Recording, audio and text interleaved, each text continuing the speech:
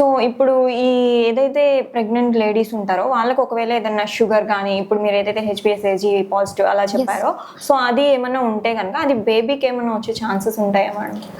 HIV అంటే ఈనాటి కాలంలో ఎప్పుడైతే మేము సిజేరియన్ చేస్తామండి, ఓకే. లాస్ట్ ట్రైమిస్టర్‌లో ఎప్పుడైతే బేబీ గ్రోత్ మంచిగా ఉంటుందో, ఒక పర్ఫెక్ట్ టైంలో సిజేరియన్ చేసి ఒక అబ్సల్యూట్ ఇండికేషన్ ఉంటుంది ఓకే. హెచ్ఐవి మదర్స్‌లో. అప్పుడు మేము బేబీని సిజేరియన్ చేసి డెలివర్ చేస్తాము. అండ్ బేబీని వితిన్ 72 అవర్స్ సిరప్ వేస్తాము నెవిరపిన్.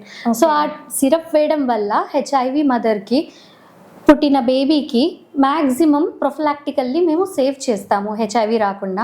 అదే మేము 6 వీక్స్ దాకా ఆ నెవిరపిన్ అకార్డింగ్ టు బాడీ వెయిట్ ఆ సిరప్ వేయడం జరుగుతుంది. 6 వీక్స్ తర్వాత కండిషన్ ఎలా ఉంది, పాజిటివా నెగిటివా అనేసి స్టేటస్ తెలుసుకుంటాము. మ్యాక్సిమం హోప్ఫుల్లో పుట్టిన అందరూ హెచ్ఐవి మదర్స్ బేబీస్ అయితే ఆల్మోస్ట్ 100% నెగిటివ్ ఉన్నారు.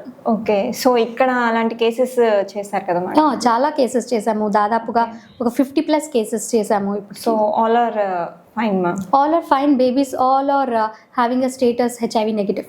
వావ్! నైస్.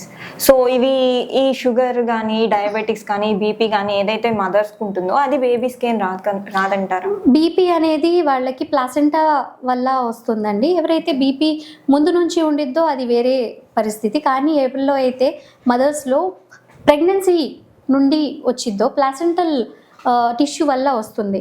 సో, ఆ ప్లాసెంటా ఎప్పుడైతే రిమూవ్ అయిపోయిద్దో మదర్లో కూడా మేము మెయింటైన్ చేసేయాలి హైపర్‌టెన్షన్ అనేది. అండ్ బేబీలో కొన్ని థింగ్స్ ఉంటాయి, అంటే ఐయుజిఆర్, లో బర్త్ వెయిట్ ఇలాంటివి ఉంటాయి, కానీ ఎఫెక్ట్స్ ఎక్కువగా మేము చూడలేము.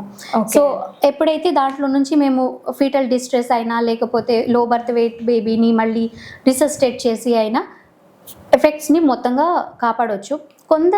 కొంతమంది బేబీస్లో ఇలా ప్లాసెంటల్ టిష్యూ వల్ల ఏదైతే బ్లడ్ సర్క్యులేషన్ తగ్గిద్దో, కొంతమందికి లో బర్త్ వెయిట్ వల్ల లేకపోతే ఐయుజిఆర్ వల్ల హార్ట్ ప్రాబ్లమ్స్ ఉండే ఛాన్సెస్, హోల్ ఇన్ హార్ట్ ఉండే ఛాన్సెస్, విఎస్డి ఉండే ఛాన్సెస్ ఉంటాయి. ఓకే. సో, హార్ట్‌లో హోల్ ఉండడం వల్ల అంటే ప్రెగ్నెన్సీలోనే వస్తుందా మేడం? తర్వాత తగ్గిపోతుందా? ప్రాబ్లమ్ ఏమి ఉండదండి? అంటే కొంతమంది బేబీస్లో it depends upon size of hole. ఎంత ఉంది సైజ్, ఫర్ సపోజ్ 6 mm ఉంది, 1 cm ఉంది, దాని మీద డిపెండ్ అయ్యి ఉంటుంది. 6 monthsకి సర్జరీ చేయాలి అంటారు. సో, మన దగ్గర ట్రీట్మెంట్ అవైలబుల్‌గా ఉందా మ్యామ్?